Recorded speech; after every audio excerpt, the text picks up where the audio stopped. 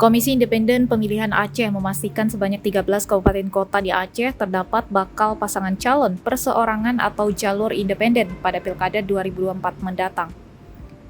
Ketua Divisi Teknis Penyelenggaraan Pemilu KIP Aceh Muhammad Sayuni mengatakan dari 13 kabupaten kota tersebut, 3 diantaranya memiliki calon jalur independen yang lebih dari satu pasangan. 3 kabupaten kota tersebut yaitu Benar Meriah, Aceh Jaya, dan Banda Aceh. Masing-masing terdapat 2 pasangan calon jalur independen.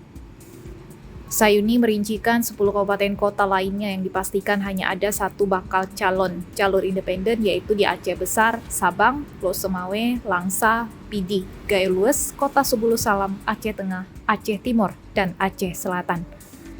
Sementara itu terdapat 10 kabupaten kota yang dipastikan tanpa bakal calon jalur independen atau perseorangan pada Pilkada Aceh nanti, yaitu di Aceh Barat, Aceh Barat Daya, Nagan Raya, Aceh Tamiang, Biren, Aceh Utara, Aceh Singkil, Aceh Tenggara, Simelu, dan Pidi Jaya.